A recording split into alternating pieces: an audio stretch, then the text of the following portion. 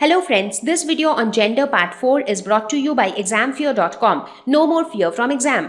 हम जब भी जेंडर की बात करते हैं, स्पेशली हम जब भी मैस्कुलिन और फेमिनाइन फॉर्म की बात करते हैं तो जेंडर हमेशा नाउन का ही होता है।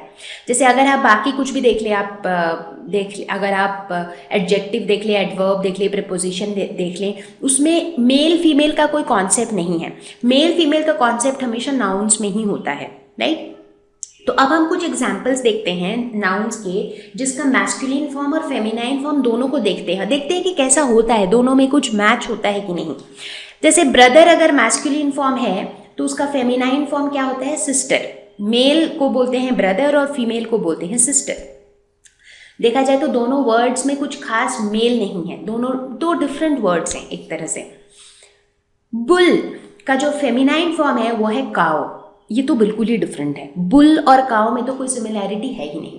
काव जो है वो फीमेल वर्जन है, इसीलिए काव जो है दूध देती है, बच्चे पैदा करती है। वेरस बुल जो है वो मेल वर्जन है, इसीलिए बुल में थोड़ी फिजिकल स्ट्रेंथ ज़्यादा होती है। तो जैसे होता है ना प्लाविंग वगैरह की जो एग्रीकल्चर में एक्टिविटी होती है उसमें बुल का काफ़ी रोल होता है।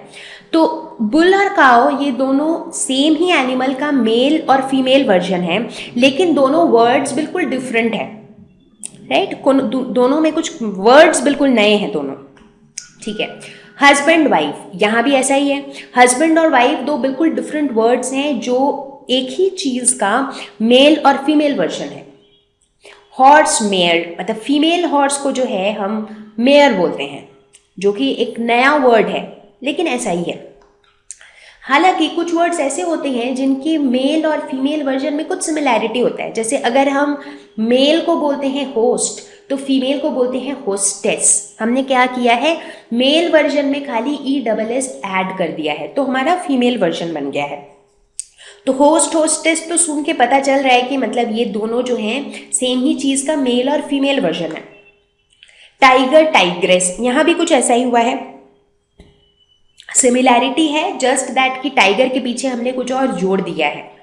हीरो हीरोइन, इसमें भी पता चल रहा है। तो ये जितने भी एग्जाम्पल्स आ रहे हैं अब, host hostess, tiger tigress, hero heroine, ये सब में हमने मैस्कुलिन फॉर्म के पीछे एक एक्स्ट्रा कुछ सफिक्स ऐड कर दिया है और हमको फेमिनाइन फॉर्म मिल गया है। तो मतलब बेसिकली मैस्कुलिन और फेमिनाइन फॉर्म के जो वर्ड्स हैं उनमें कुछ सिमिलैरिटीज़ हैं।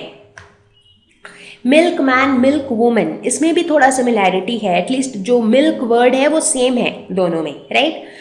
तो इस तरह से हम देखते हैं कि कुछ नाउन्स ऐसे होते हैं जिसके मैस्कुलिन और फेमिनाइन फॉर्म्स बिल्कुल अलग होते हैं।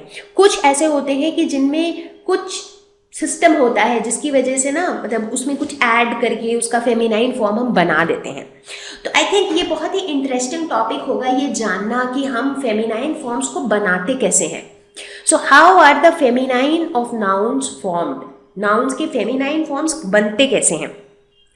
ना यहाँ हम बेसिकली 3 ways की बात करेंगे, 3 methods की बात करेंगे। तो जो पहला मेथड है वो है by adding a syllable to the masculine gender। मतलब जो masculine gender वाला वर्ड है उसके पीछे आप कुछ जोड़ दो। क्या जोड़ दो? जैसे कि या तो ESS जोड़ दो या फिर INE जोड़ दो।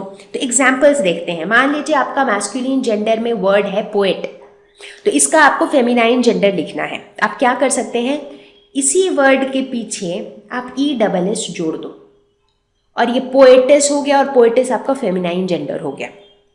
एक एग्जाम्पल और लेते हैं। जैसे अगर मैस्कुलिन जेंडर है लायन, तो फेमिनाइन जेंडर के लिए क्या करो, लास्ट में ESS जोड़ दो, तो ये हो गया लायनेस, और लायनेस हो गया फेमिनाइन जेंडर।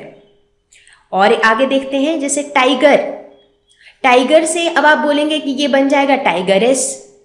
वैसे यहाँ पे वो बनता नहीं है, यहाँ पे स्लाइट चेंज है। यहाँ पे भी हम ESS जोड़ते हैं लास्ट में, बट हम क्या करते हैं, ये जो ई है ना इसको गायब कर देते हैं, तो ये बन जाता है टाइग्रेस। बट ऐसा हम क्यों करते हैं? ये सिर्फ टाइगर के साथ नहीं करते हैं, ऐसा हम ऐसे सारे वर्ड्स के साथ करते हैं जिनके लास्ट में ER होता है। जैसे वेटर, वेटर के केस में क्या होता है, इसके केस में भी हम E को गायब कर देते हैं और लास्ट में ESS जोड़ देते हैं। तो वेटर का बन जाता है वेट्रेस, टाइगर का बन जाता है टाइग्रेस। सो जहाँ पे भी ऐसे वर्ड्स होते हैं जिनके लास्ट में ER है, उसमें हम E को गायब कर देते हैं और फिर ESS लगाते हैं। तो दो तरह के वर्ड्स होते हैं। एक वर्ड होता है जिसमें मैस्कुलिन जेंडर जैसा है एज इट इज हम वैसा छोड़ देते हैं, बस लास्ट में ESS लगा देते हैं।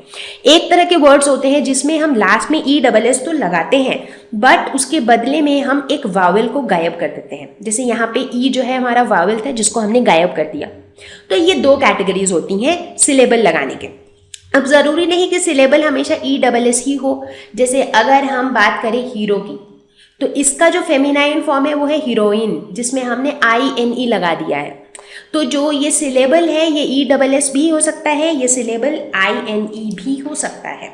ठीक है, तो बेसिकली ये एक तरीका है जिसमें हम मैस्कुलिन फॉर्म के पीछे कुछ वर्ड्स लगा देते हैं और हमारा फेमिनाइन फॉर्म बन जाता है।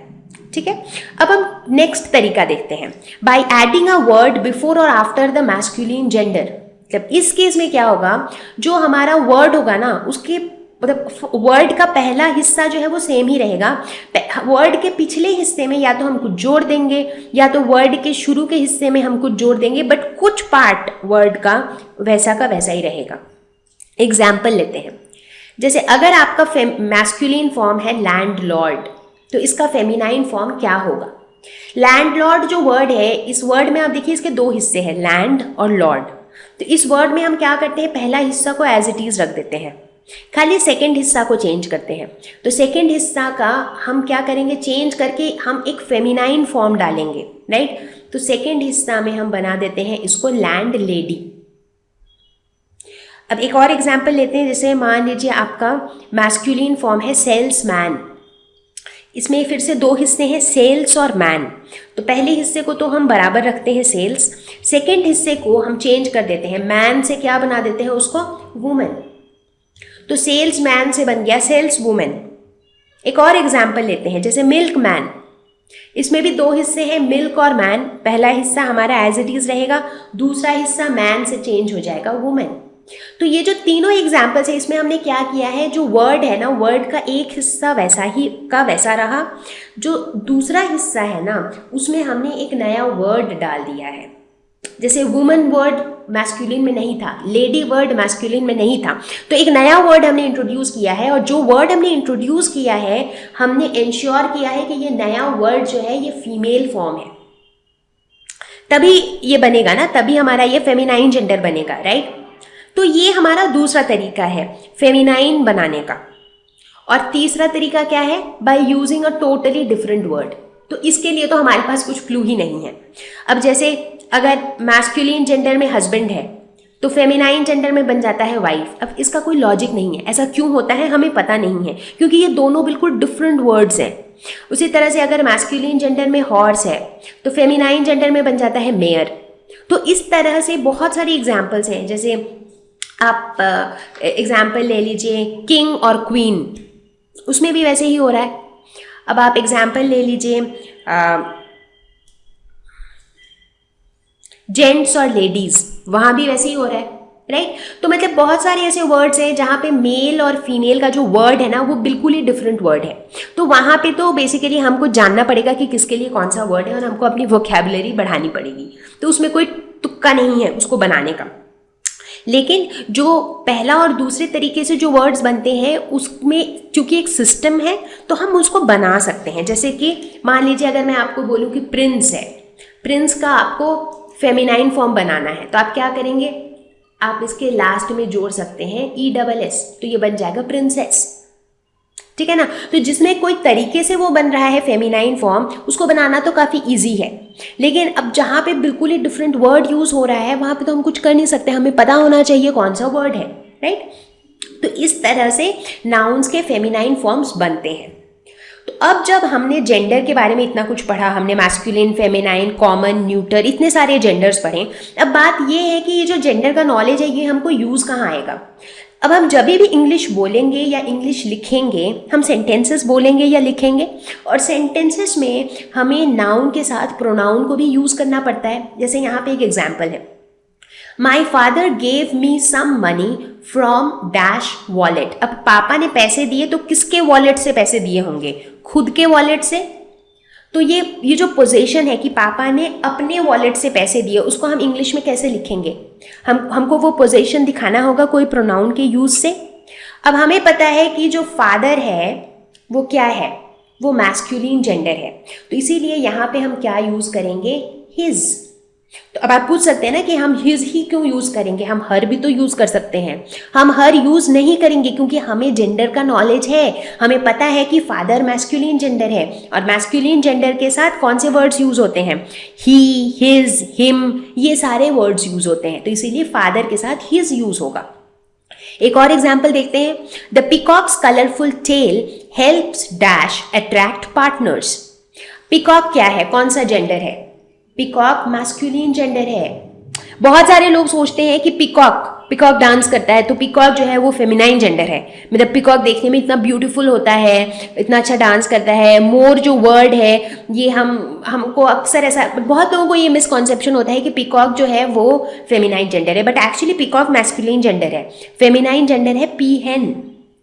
तो इस केस में यहाँ पे हम क्या यूज करेंगे, him. The peacock's colourful tail helps him attract partners. तो हमको कैसे पता चला कि यहाँ पे हिम ही यूज करना है, क्योंकि हमें ये पता है कि पिकॉक जो है वो मैस्कुलिन जेंडर है। और एग्जाम्पल देखेंगे, the princess along with dash guard entered the hall. Princess क्या है, फेमिनाइन जेंडर है, इसीलिए यहाँ पे हर यूज होगा। The princess along with her guard entered the hall.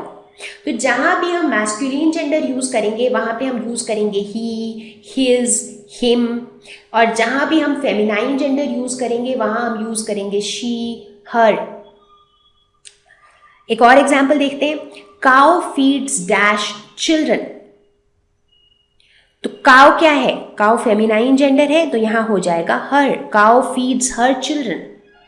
ठीक है, तो इसी तरह से जो नॉलेज है जेंडर का वो हमें ये हेल्प करता है कि जब भी हम सेंटेंसेस बनाते हैं, चाहे लिखते वक्त या बोलते वक्त, तो हम वहाँ पे करेक्ट वर्ड्स का यूज़ करते हैं। हमें पता होता है कि हिज और हर कहाँ पे यूज़ होना चाहिए, तो वो उस बात का हमें नॉलेज रहता है। तो अब मैं ये सजेस्ट करूँगी कि इस लेसन में आप जो चारों तरह के जेंडर के बारे में हमने पढ़ा, मैस्कुलिन, फेमिनाइन, कॉमन और न्यूटर, सभी के और भी एग्जाम्पल्स आप कलेक्ट करें। आप और भी मैस्कुलिन फेमिनाइन फॉर्म्स पढ़ें कि कौन से मैस्कुलिन फॉर्म के लिए कौन सा फेमिनाइन फॉर्म होता है, उससे आपका वोकैबुलरी बढ़ेगा, उससे आपकी रिटन और स्पोकन इंग्लिश और बेटर होगी। इसके अलावा जितना हो सके आप प्रैक्टिस करिए, उससे आपका कॉन्फिडेंस भी बहुत ज़्यादा बढ़ेगा। तो आई होप कि ये लेसन आपको हेल्प किया होगा। So see you all in the next lesson. Thank you.